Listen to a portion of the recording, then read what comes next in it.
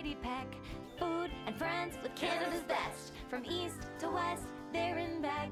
Eat North Variety Pack. 'Cause variety's the spice of life.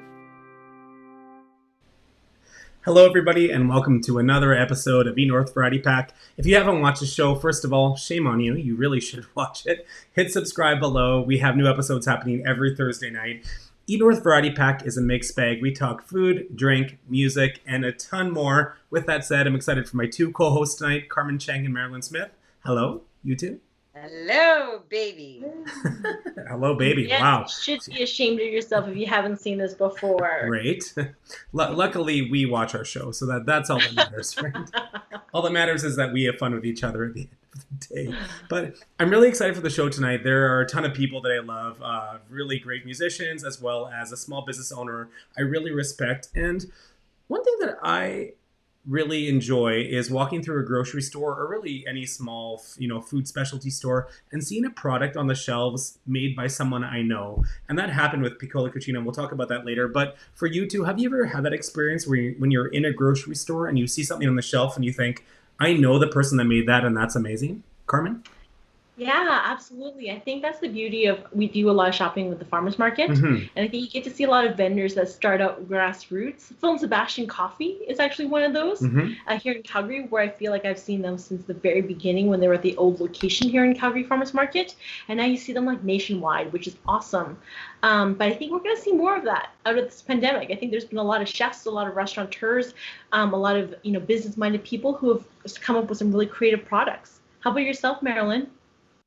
Well, I haven't been as lucky in my grocery store seeing people that I know, but I think, Carmen, you brought up a brilliant point, is that all these, chefs and entrepreneurs are actually making more and more things. And so I'm really hoping that the big grocery stores will welcome them with open arms because, that diversity of food and the more choices we have, it's just really exciting for food people. I agree. And I feel like I sort of answered that question by saying I walk down grocery store aisles and see Pina's products at Piccola Cucina and freak out. So I think that's my answer. One thing that I did discover, have you guys ever heard of Walter's Caesar mix? It's an amazing, it is actually my very favorite mix because today is National Caesar Day. But sadly, I didn't know that until Dan told me about 11 minutes ago. Marilyn, you're on social media every day. Where have you been today? No, I'm not. I have no water. I have no running water in my house. I have blue. I am not on social media. I have been losing my mind. Okay. And had I known it was National Caesar Day, because I make a wicked freaking Caesar, but I think it has a lot to do with Walters. So what about, so Clapson, what do you think? Are you a Caesar? Are you yes, nay? You just drank one. Well, what a dumb I question. am. Well, I'm drinking it. 'Tis the season, but yes. I typically am a fan of a Caesar. I agree with you. Walter Caesar Mix is a fantastic brand of Clamato. I think Clamato can often be a tenuous subject because we are so used to the brand Mott's Clamato that people don't often venture outside of that. And I think that Walter is a great option for sure. In terms of making Caesars, I'm a huge fan of dill pickle vodka, dill pickle anything really. But Saskatchewan has a distillery called Last Mountain Distillery. And I will say, I don't love all their products, but they were the first distillery in North America to make a dill pickle vodka. So when I make a Caesar like this, I make sure I have dill pickle vodka in it. How about you, Carmen? Yeah, I have to give a nod to Klein Harris here in Calgary. They make a wicked Caesar, and they changed my perspective on what a Caesar could be because they make their own clam broth instead of like a tomato-based clam, clamato, I guess, or so to speak. So their Caesar is actually clear colored, but it's so tasty. Before that, I would say that my default Caesar whenever I order one at the bar was Caesar with tequila instead of vodka, and then extra garlic if they had it. So I'm a little high maintenance with my Caesars. What? You'll have to try it, Mare. I don't think you need water for that. You can just, booze it up and forget about your water woes. Yeah, Clamato does not come from a tap, so there's no excuse, Mare. You gotta wash dishes. Okay. I don't know what the weather's like out east, but here it's a little snowy. However, I find that May long weekends tend to be touch and go. And I think after May long weekend is when the weather will consistently get better. So I'm already planning all the grilling that we can do. And I just grilled up earlier this week when it was super sunny, like some prawns. I just wanted to find out from both of you, what are your thoughts on barbecue? What are your like go-to recipes? What do you love? What are you looking forward to? Dan? Oh, I was hoping you weren't going to come to me first. I do enjoy the idea of barbecuing. I'm not great at barbecuing. With that said, I'm getting a brand new barbecue soon. I'm really excited. But it definitely is. It's an art, and you have to be committed to it and know what you're doing. Otherwise, it can end really badly. So I'm going to go on a bit of a tangent and tell a story about how I embarrassed myself in front of a chef. But I bought these pork shoulder blade steaks from a grocery store probably 6 or 7 years ago, and I had a whole bunch of people over for barbecue, and I was like, I can cook these. I sort of assumed they were similar to making a flank steak, but they're not. They're meant to be slow braised. So I put these shoulder blade steaks on the grill, and then I cooked them and served them to everyone. One of the chefs was a chef at Hotel Arts in Calgary here. Carmen, I'm sure you know him. And they were very tough, and I would say it's probably one of the worst things I've ever served people. And that was one of the times I reminded myself I'm not good at barbecuing. So, Marilyn? What the hell is wrong with you? A barbecue is an outdoor oven. The end. So, like, you know how to cook on a stove. You know how to cook on an oven. So, yeah, you know what? You didn't know how to cook that cut. So that was Sure. Okay. That was You're being too issue. kind, but sure. No, okay. Well, anyway, no, I love barbecuing. I'm going to do jerk chicken tomorrow. It is freaking boiling here in Toronto. Like it was like, I don't know, 36 or something. I almost had heat stroke and no water. Okay, I just want everyone to feel sorry for me. Well, it's snowing here, so that's why I love Canada. We're all so different no matter what province you're in. True. And speaking of that, our first guest for tonight is from Winnipeg, Manitoba. I love her very much. Pina Romolo owns the company Piccola Cucina, which is a industrial baking company that makes a whole bunch of baked goods. Their mainstay product is an Italian macaroon, not to be confused with a French macaron. This is an almond-based cookie, which is so delicious. Pina, it's so great to have you with us. Thank you so much for having me. Happy to be here. Yes. Hello, everyone. I'm just sad that we can't all be feasting on your delicious cookies. I'm kidding. Yeah. But, I've known you for a long time. When I used to manage a cafe in Calgary, I remember you coming in with a small sample box of your product, and your company has grown so much over the years. Do you want to talk a bit about how you've taken an idea of making a small Italian cookie and turning it into the large-scale business you have now? It's been a journey, wow, what a great question. So we started with a thought and an idea. It's a recipe made in our family. Amaretti is a traditional Italian cookie that is made by many different Italian families, and this is just our family recipe. And the business I own is started with my mom. There's me and my mom pictured here, and so you just kind of you keep selling and you keep talking to people. And yes, Dan, you were one of my first customers actually many years ago, and you get feedback and you tweak and you just keep plugging away and you find ways to hone in on the market and the customer for your product and the stores that will partner with you and now e-commerce of course is a very big customer for us on different platforms. So yeah, it's been it certainly doesn't happen overnight, and it's required the help and support of a lot of different people that have sort of helped along the journey along the way. And of course, since your company was first conceived to now, you of course update the packaging, the branding slightly, and everything like that. So how do you stay on top of those kinds of trends, so to speak? Like, how do you know what a consumer is looking for on a shelf at the grocery store? It's a good question. So pre-COVID, I attend a lot of food shows. So there's a couple of big shows in Canada that are specific to the retailer market or buyers coming to see products. So you get to see what other products are out there, what innovations are happening. I read a lot of magazines, so I'm plugged into a lot of the food magazines. I look to see what's happening. California is a great kind of incubator. They're always sort of first to market with a lot of different products. So I look and see what's happening there. You can kind of, I guess I've been doing it long enough that you just kind of hone in on certain trends, not only trends, but also, there's ailments, there's things that are ailing people. People are looking to eat better, more wholesome foods, more plant-based. That is certainly a really big trend right now. Low carb, they're watching sugars. People are really understanding the connection to food and what that means for health. And so, historically, traditionally, our family is of Italian background, and we've always cooked all of our meals and made our meals for our families. And so some of that is what we're trying to impart in the business, really, is trying to feed people wholesome food that hopefully will be on trend, because people always need to eat. And so if you're choosing to make better things, so those are kind of some of the things that I do to hopefully see what's happening in the marketplace. So I love the picture of you and your mom, and so was it your mom that taught you how to cook, your grandma? Like, what is the connection aside from her being, with you for the business?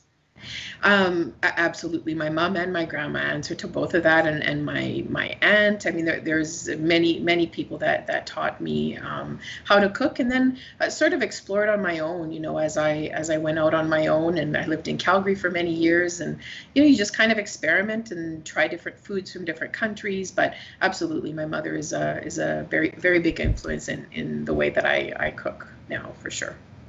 So I'm one of those crazy people that have allergies, which is awful. And I don't think a lot of people realize that almonds may contain peanuts because of where they're, where they're processed. So are your products peanut free? Because if they are, I will buy a case, and every week I will buy a case of all of your stuff. So please tell me that every day. Okay. Peanut free. Yes, I'm so thankful to share that they are peanut free. My son, in fact, also has a peanut allergy, and actually he had a tree nut allergy before, but thankfully grew out of that and is able to consume our products. So the macaroons, the pie crust, the almond flour, it is from a peanut free farm, and we don't process any peanut products in our facility. Amazing. So on behalf of everybody who has a peanut allergy, I just want to say thank you very much. You need to tell the world that, because your product will not stay on the shelf. So thank you so much. Thank you. We will do a better job of sharing that, because I don't think we've done that. So Marilyn, no product shaming on Eat North Variety Pack. I've told you that. No branding shaming. Hallelujah. No, I was looking at the pictures that were coming in, and there was one with like amaretti, and Dan was talking about like Italian macaroons, and it just brought me right back. And even as you're talking about your mom, brought me right back to walking in Italy, and we stopped in cafes, and there's all these treats, and we grabbed like a bag of so many different cookies. But I'm wondering if you can describe, just to torture myself because we can't travel right now, some of your like top selling products, and just want to verify that they're shipped, like you can ship nationwide, so I can get access to it. Absolutely. So, amaretti, as I mentioned, is a traditional Italian cookie. It's a macaroon. Actually, the term macaroon comes from the Italian ammaccare, which actually means to mash or smash, which is the almonds that are crushed. So kind of back in the beginning of the business, my mom said, I think this gluten-free thing is something that's here to stay. And so we kind of hung on to that, and our products are inherently gluten-free. And so we started to make different flavor variations of the amaretti. So we've got a lemon lavender, pistachio almond.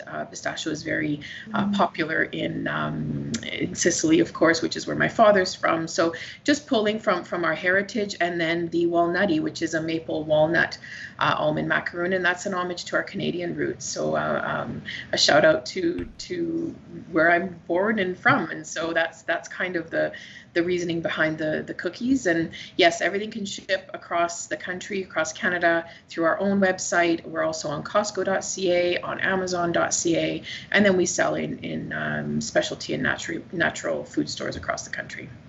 Holy Hannah, your mom was a pioneer, just being able to understand that the dietary restrictions would be such a big market. Mm-hmm. It's true, yeah. Yeah. And I forgot to highlight, like, we also make pie crust. So, somebody once told me, oh, have you heard of that Post-it note story? It was an accident. Wait, which one? The one from Romy and Michelle's high school reunion, or the real one? Pardon me? I made a joke. And he's not very funny. Like, no, in Romy and Michelle's high school reunion when they say they invented Post-its, that's where I was going. Yes, I do. I love that movie. And that was not true, obviously, but anyway. No, that was not true. So no, I didn't invent Post-it notes. But we did invent an almond pie shell. And so it came to be, when cookies would be, when the macaroons would be either overbaked or just didn't pass the cut to go into the bags, my mom would crush them up and put them under under cakes or pies. And that's kind of what led us to create the almond crust. And from feedback from customers and such is how we came to develop the vegan unsweetened shell. So super on trend right now in terms of those wanting a low carb or keto, diabetic friendly shell, and it's super versatile because there's no sugar, so you could use it for sweet or savory applications, and it doesn't get soggy under your filling like a traditional pastry would. Tina, you are a genius. Yes. Like, that's so smart. No, not And really. Just listening to customers, that's it. You kind of got to do what people are asking for, and that's really what we try to do. So looking forward to developing new stuff and hopefully answering the needs of what our customers need. Yeah. And so, we talked a lot about business and talking about the trends to expect and whatnot. You were part of Arlene Dickinson's it's called Venture Park now, but it was District Ventures Accelerator Program. So that's a program where they take small businesses and more or less get them ready to find success in the grocery industry. So what was that process like for you? I know that was a few years ago now, but did that truly help your business? It truly helped me as a leader and an entrepreneur and an owner of a company. You're not really sure how you're going to morph and grow your business. And so what it did for me was it taught me a lot about myself, and it pushed a lot of boundaries. And, it's sort of like I tell my kids, in order to grow, you got to kind of push past some of those things. And that's what District Ventures at the time did for me, was, just the access to the different mentors and the conversations, preparing for pitch day, which is a day where you get to pitch to all the distributors and, different people in Arlene's network. And so all around, it was a very positive experience for me. Really helped me to think bigger about my business, I think. And it's a hard thing to do when you're, if you're starting at the farmer's market level, you're not really sure where you're going to go and what you're going to do with your product. And, it's a bit of a long and winding road, but with programs like that, it really helps you to kind of refine where it is that you want to be. And if you want to stay in the farmer's market space, that's okay. But if you want to go to grocery, then, there's a path, or whatever the path might be, into food service, for example. So there's so many different ways to hone in on what it is that you want to do with your products. So that's what the program did for me. And last question before we let you go, what is the biggest hurdle for someone who has a great food product idea and are hoping to get into the grocery industry? Because it is highly competitive and comes with a lot of barriers. The hurdles, that's a complex. That's a whole question. separate live stream about it. Kind of is, but I can sort of say, in order for your product to sit on the shelf, another product has to come off the shelf, right? Because there's not an unlimited amount of space. And so you really, it's one thing to get product on a shelf, but it's another to get into the customer's basket. And so you really need to think about how you're going to do that for the customer. So, building your brand, being on social media, creating a following, those are the kinds of things you have to support the stores, because they're not going to pioneer and sell for you. They're not going to put marketing dollars into selling your product. They're really, the expectation really is on the manufacturer. So so I would say that's one big barrier. And then another is actually manufacturing. So if you're not, we've just tripled our size in our plant, and you almost need to kind of take that step if you're wanting to go bigger. You need certain our food is very highly regulated, and so you need those to fulfill those regulatory requirements in order to get into those bigger stores. So the Loblaws and Sobeys and such, and the Costco's of the world, you need certain certifications, and so it's a large cost and an undertaking. So you really need to be sure that that's where you want to go, and are willing to spend that money, because that's what it's going to take. Well, Pina, it's always great to see you and chat with you. And I know you're giving our viewers and social media followers a discount on ordering Piccolo Cucina cookies and pie crust. So, Marilyn, there you go. You can fill those cupboards. I am still ordering now. Yes. And we'll post that link in the comments of the YouTube video and also on social media after the show. Pina, it's always great to see you. You're wonderful. I've known you for years. I'm really proud of everything that you've accomplished, and you're truly an inspiration to me, and I'm sure many others. Oh man, thank you so much for having me, and feeling is mutual, Dan. You know that, mutual respect, and lovely to meet you ladies tonight. Thank you so much for having me. Thank you for coming on. Thank you. Thanks. Oh, I love Pina. It's so wonderful watching someone start out in their business to grow to success. It's such a wonderful thing. Holy, Marilyn's ordering right now. Oh, wait till after the show, and then you can do it. It's not a limited number of discount codes. Didn't have the discount code or whatever it is. Well, that must mean that obviously you felt connected to the company and the product, so that's good. Yeah, big time. Right. I want to be your new best friend. Come on. What about me? Oh, whatever. Yeah. It's been a good few years, so whatever. Yeah, you had a great run, Clapson. Yeah. Okay. Exactly. All right. Well, I don't want to feel too bad about myself, so that we move over to the musical guests, so I can have something to be excited about. Two very talented acts. One rapper, T. Fanny, and R&B singer Miss Benzo released a collaborative EP called Most Hated. We have a little clip of a music video they just released for the title track, and then we're going to chat with the two after about musical collaboration and just some food as well. Favorite foods in general. Yeah, sometimes I kid, but today I ain't playing. All my bitches business owners, yeah, that's why it's raining. It's raining. From hate, created from hate. Created from hate. Created from hate. Created from hate. Created from hate. Created from hate. Created from. Hey, they said I couldn't be what I wanted. See, I don't see you give. All you do is take. I went and bought a wagon just to flaunt it. Yeah, keep your eyes to yourself. Don't watch what I make. They said I never make it. I'm not wanted. They smile in my face, but I don't do it fakes. They steady throwing shade, but I caught it. So all you bitches need to go and stick to easy. Most hated.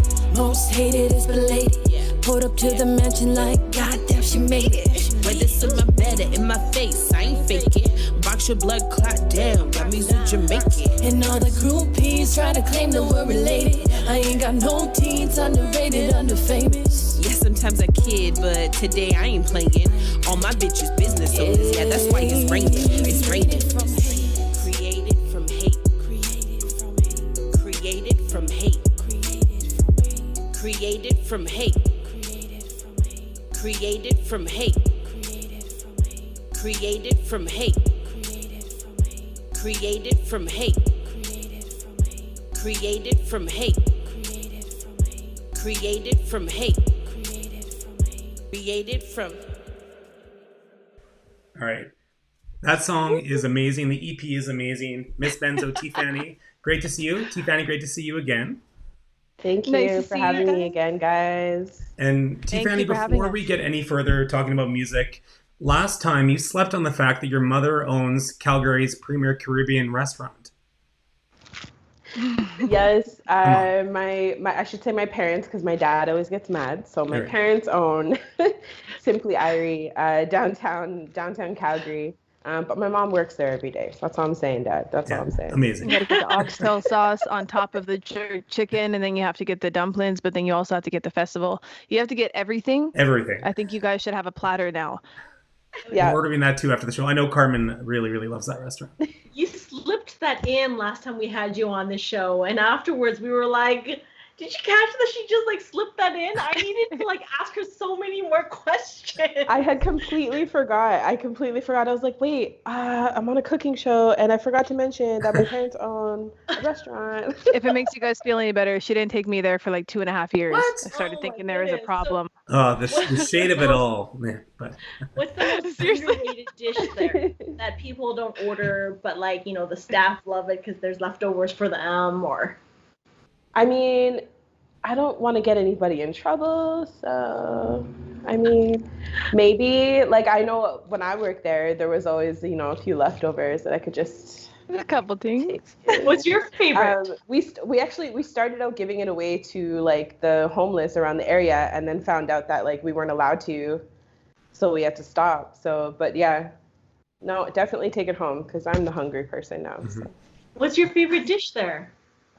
Definitely the stew beef and white rice. Mm. Yeah, love it. You guys Love it. have to try But the it. patties. Yeah, I the feel like- patties are good too. The patties are so good.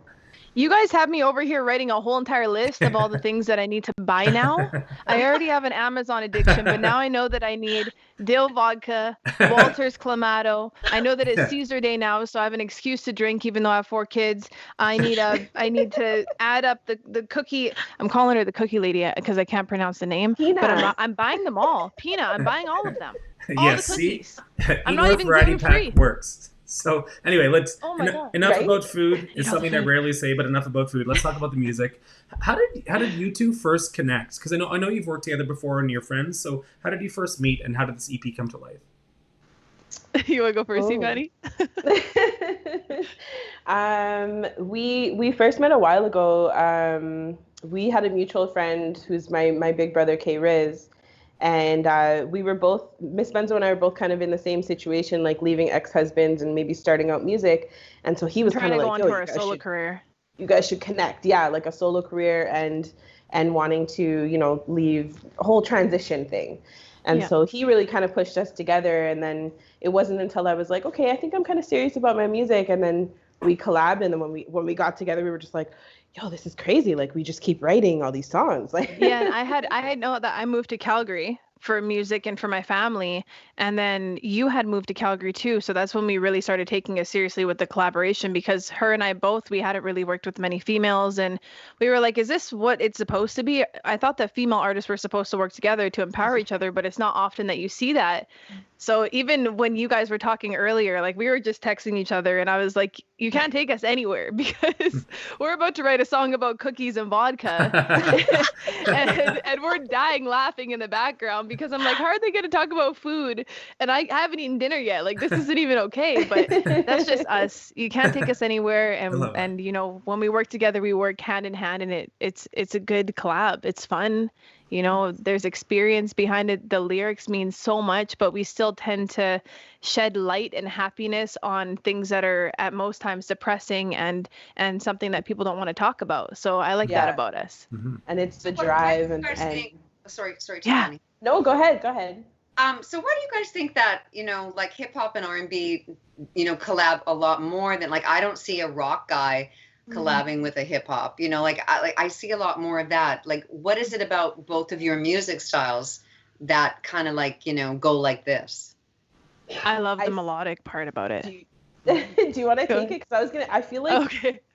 so, our music doesn't, like, if you like Miss Benzo's solo music and my solo music is so separate, and for some reason when It we doesn't came clash. together, yeah, it kind of just worked, and it wasn't anything that I was kind of doing, it wasn't anything she was doing. We kind of just created like a new thing, A new that we vibe. wanted to do. So Yeah, a her and whole I new both, vibe. even though we have the R&B and the hip hop label, her and I both have had the conversation of being genreless and basing our music off of emotion. Even though she clearly is a hip hop artist and I clearly am an R&B artist, I also rap, but I claim not to be a rapper. She brings that out in me, and she also claimed to not be a singer, and I brought that out in her.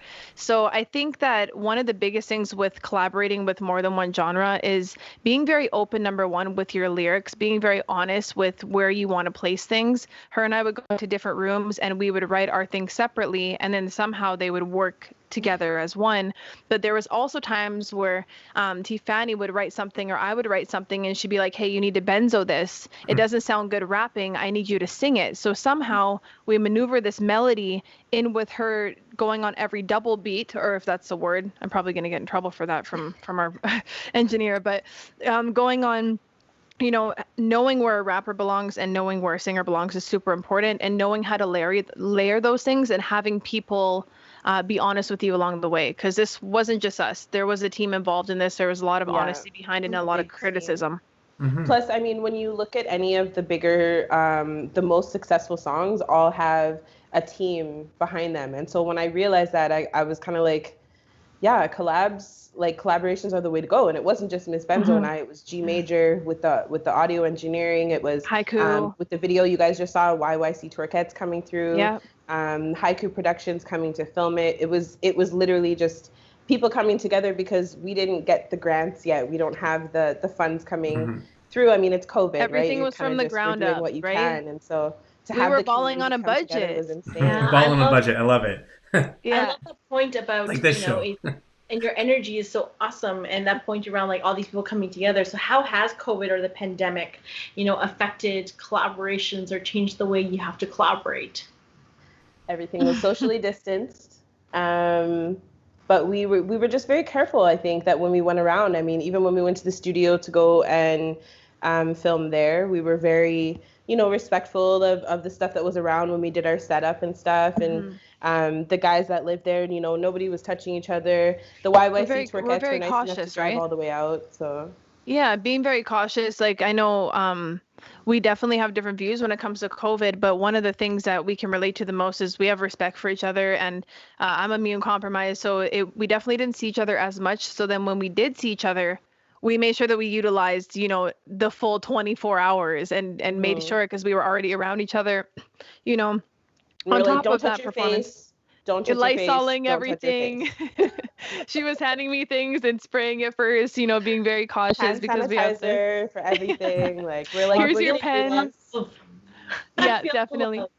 But I mean, we also we can't perform as much either. So we wanted to, you know, drop a project that had visual behind it, because I feel like one thing the pandemic has done when it came to music, and I know we were kind of already on this road of it's almost like music is like relapsing. I don't know how to explain it, but I feel like we're going back to picture book days, and we can't really read chapter books anymore as the years progress, and we're expecting to see a visual with every single song that comes out. So you can't just drop a single anymore and expect people to listen to your lyrics unless they have a storyline. And then after they hear one song from the album, either just that song blows up, or you have to have visuals for everything. So that's kind of one of the reasons why we wanted to create a story, because this album, this EP, isn't just about bouncing to music. It's also about trauma that we both face from different perspectives of life. You know, even the King Cypher, there were so many amazing people that were involved in that, and we all had different outlooks and different takes on it, but we all supported each other, and that's what people need to see, is us supporting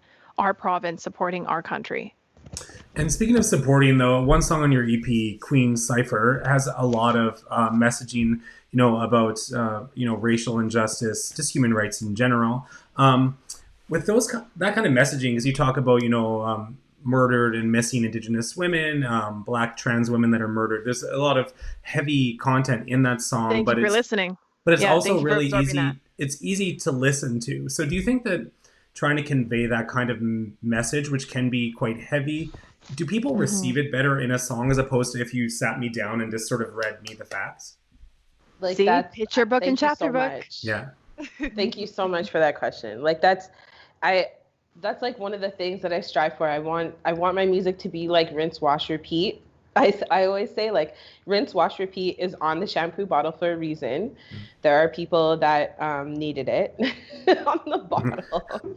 So I just feel like, right. So I want my music to be playable for everybody and also understandable. Like we're very much about that. Like we want the messages to come through, but we also want to make sure that the messages are like as clear and concise for everybody, but still, you know, a bop, you know, still to be able to vibe along to it. We say things that people don't want to talk about, that some people don't want to hear, but so many people wish they could say.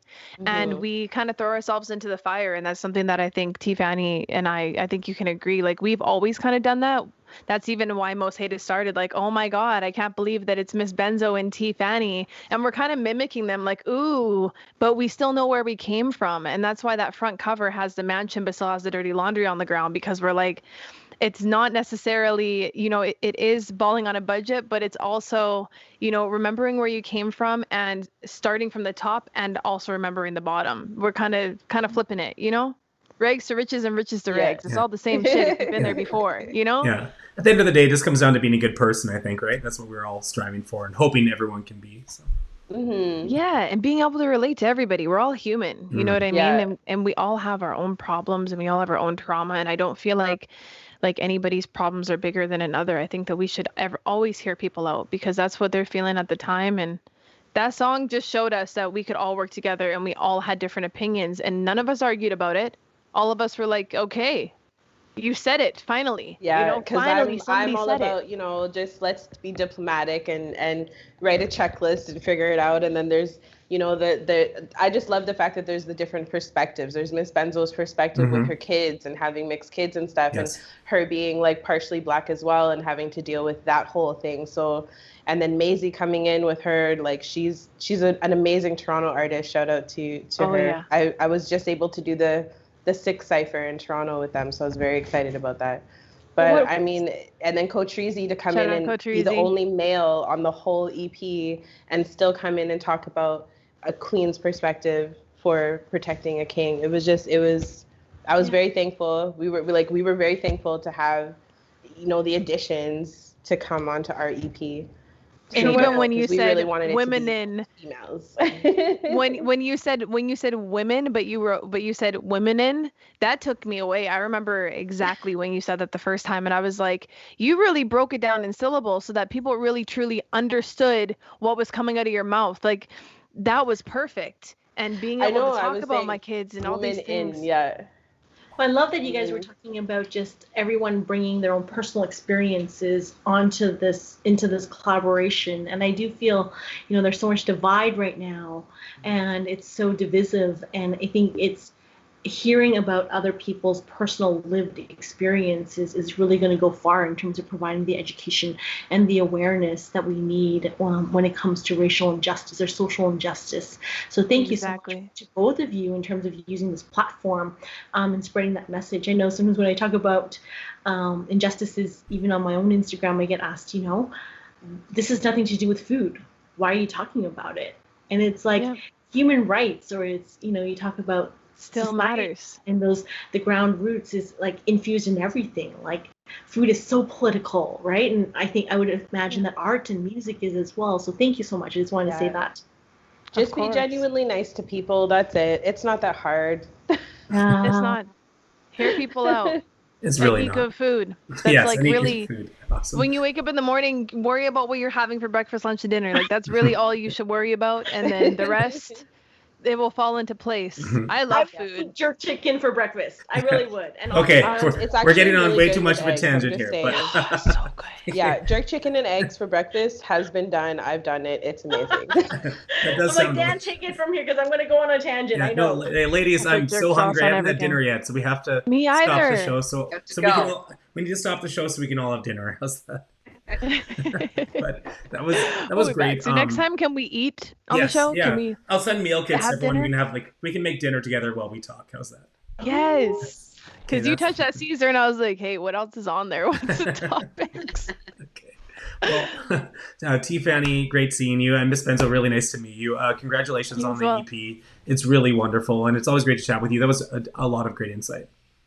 Thank you so much. Thanks for having us, you guys. Yeah. Appreciate it. A ton of fun. Thank you. And thanks to my two lovely co-hosts, Carmen Chang, Marilyn Smith. It's been another episode of Eat North Variety Pack. We'll be back here next Thursday night, so please tune in. Yeah, cheers. Cheers. Eat North Variety Pack. Food and friends with Canada's best. From east to west, there and back. Eat North Variety Pack. 'Cause variety's the spice of life.